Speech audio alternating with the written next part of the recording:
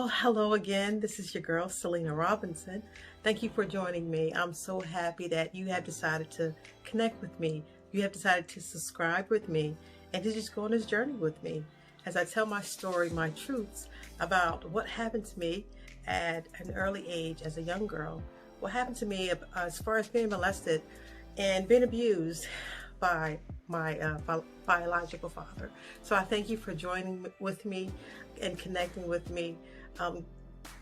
Take this journey with me, continue with me. And my purpose in doing this is to help someone, to reach someone, even if it's just one person. Maybe it's to help them to speak out, to get the courage to speak out and to reach out to someone, to get help, to seek help. It doesn't matter, the person, but it does matter that you speak out. Young, old, it doesn't matter. I pray that you get the courage to speak out about what has happened to you so that you can get help for whatever it may be, mental support, emotional support, wherever it may be. For me, it was that spiritual guidance that I sought after through my mother, I did receive counseling, and that helped a lot. Even as an adult, I got counseling for myself to help me because I saw that there was some things that I went through as a young child that was affecting me as I was getting older and in my relationships and carried over into my marriage. So the purpose of this again is that I want to really encourage you, and I love you, and I love you with no strings attached. And just remember that it wasn't your fault. It was never your fault. Whatever happened was a result of what someone else was going through. They put their whatever they was going through. We can tag some names to it, but whatever they was going through, they decided to cast that on you, and you became a victim. And I'm sorry for that. I'm sorry that whatever has happened to you happened, but now that it has happened, share your story with others. Someone else may hear and get this courage, this strength to step out. This is very hard for me. However, I've decided and I made up in my mind that I'm going to do this because it may help somebody else. So tonight, this is also raw. I don't have on much tonight, but hey, listen, to know me is to love me. To know me is to be free. So here we go. But tonight, I want to talk about signs of knowing when a child has been abused. I wrote down a few notes and I want to share it with you. But I want to start off with just talking about how we think and how my mother may have thought. She had 5 girls. I'm the 4th child. But just thinking as a parent, you would think, my children, we talk about everything. We talk about anything. So I don't believe anything is going on with them. We're that open with each other, so nothing is happening. I can't believe such and such would bother my child. I trust my family members. I trust my family members, my blood relatives, but sadly enough, that's not true. I have a great relationship with my children, and I have 2. God has allowed me to gain a bonus daughter, but with my children, I believe that I have an open relationship with them. I allow them to speak to me about any and everything as long as there's no disrespect, but I allow them to just open up. But still, even with that, there are some things that they may not be comfortable with talking to me about, and they need an outlet. So I encourage them in that way as well. If there's things that you can't talk to me as your mother about, I do want you to talk to somebody. So I can monitor who they choose to speak with. However, parents, your child may not feel comfortable with talking to you about them being abused or whatever it is that's going on with them. it's just that simple and plain. You know, some kids may think you may blame them, or they just may feel the guilt, or just like, oh man, it just feels so dirty, so nasty. I can't believe this happened to me. And it's okay. It's not your fault. It was never your fault. Just find someone to speak to. Speak out, speak up as fast as you can to start your healing process. Okay? And I just want to go over some tips for us, so that we can recognize the signs, you know, and to help someone before it's too late. Some of the signs that we need to watch out for, and it's just a few. I'm not going to put out a lot of them. However, the simple signs that we may overlook, that we may say like, that's normal, my child is normal. No, take out the time to do a little bit of research on your children. Go a little bit deeper. Figure out ways to get them to open up. Create a safe place for them. And some of these signs may be becoming very secretive. That was me as a child. I was very, very closed in. It was 5 girls, you know, it was already enough noise coming from them. But beyond that, I was very secretive. I didn't want to really talk. I didn't want to really talk. Excuse me. I didn't want to really talk. And, you know, that just led to me just really shutting in and getting into my own shell. And so my mother really didn't think anything of it because I was already quiet. But you need to take out the time to really see what's going on. Another sign, sleeping problems. If your child doesn't want to go to sleep or wakes up in the middle of the night, because it could be a bad dream, or just not wanting to be left alone in the dark, these are signs that you need to be aware of and pay attention to. I believe that we as a people just have strayed away from just creating a safe place for our children. Maybe it's because of the way you were raised. I don't know. But we need to start paying more close attention. And this is what I have made myself become aware of. When I had my children, friends come over when they were younger, I paid attention to those signs. And thank God there was a situation where I paid attention and I was concerned and I spoke up for the child. And we need more people like that. This is why I decided to come out with things that had happened to me. I didn't have this type of outlet back in the day, and this is needed. This is definitely needed today. So we talked about being secretive, sleeping problems. Another one that I wanted to go over was bedwetting. Bedwetting. Okay. Now, for some children, it's a fine line because sometimes it's just something that kids do.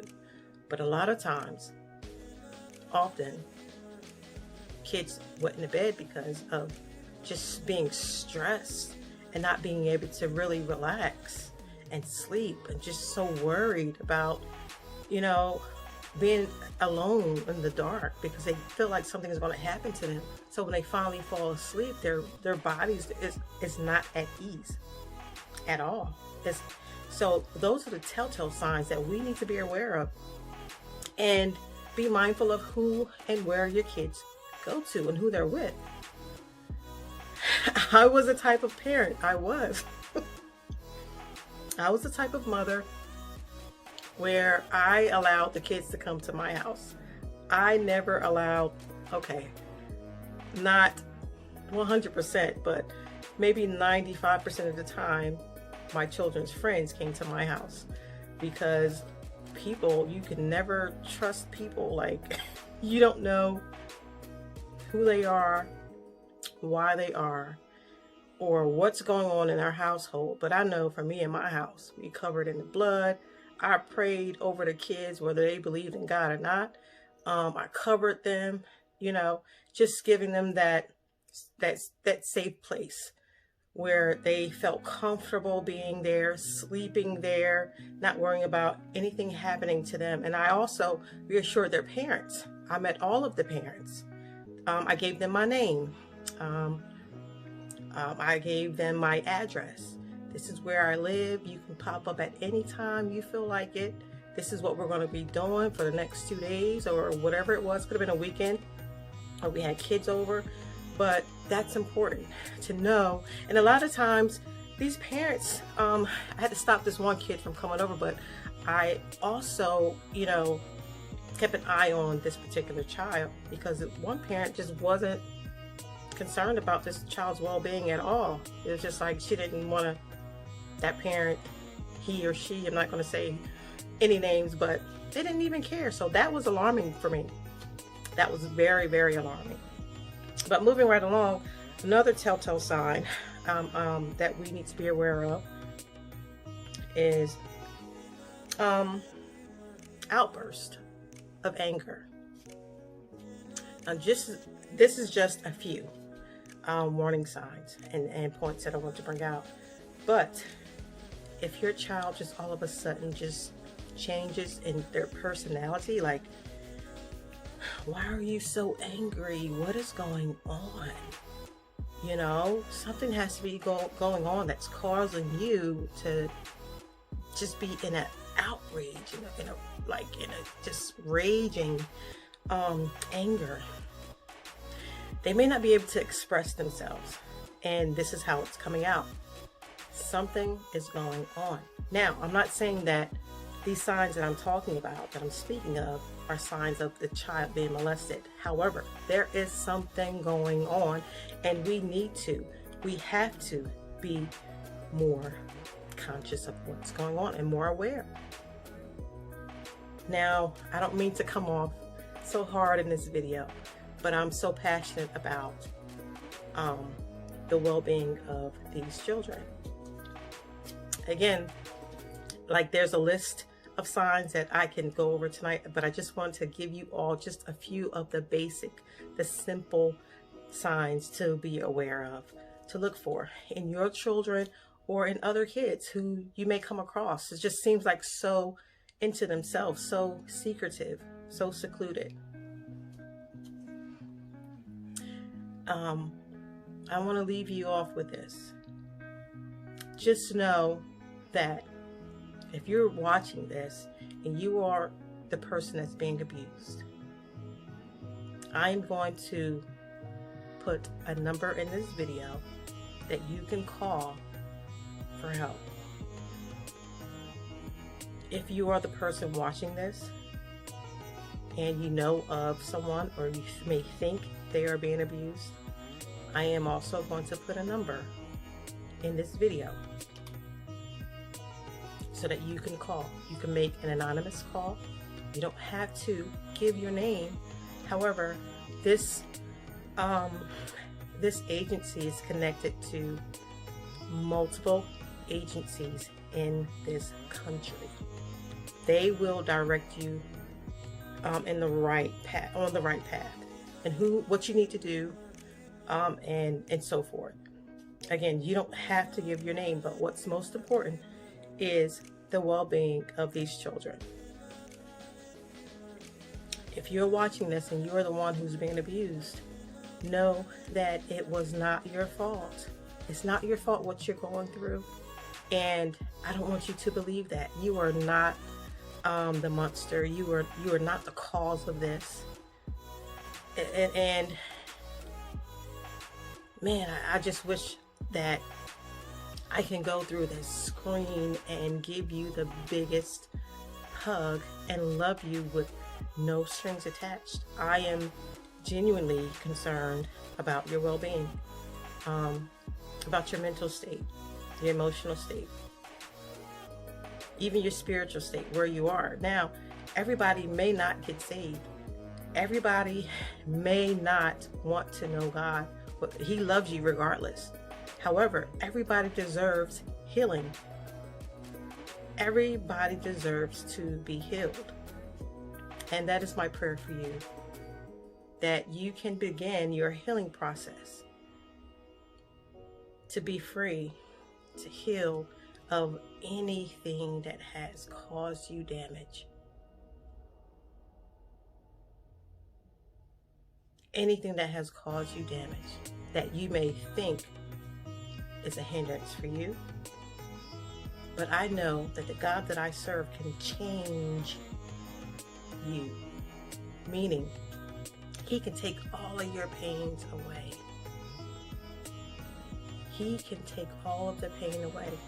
Now, what happened to you may not be able to go away, but He can change your mental state that you're in with good counseling, with surrounding yourself with people who really genuinely love you. And sometimes that's all we need. We just need someone to talk to sort some things out in our head, you know. We really need that. And that is my desire and my prayer for you. So again, this is your girl Selena. I want you to subscribe, like, and share. Subscribe, like, and share. Thank you for tuning in with me. And I pray that you will stay with me on this journey. My next video is going to be of more information of just different parts of my story. Again, I know I promised you a video of me and my sisters. We're going to get there. We will. I love you. God bless you. And remember, it was never your fault. And I love you with no strings attached.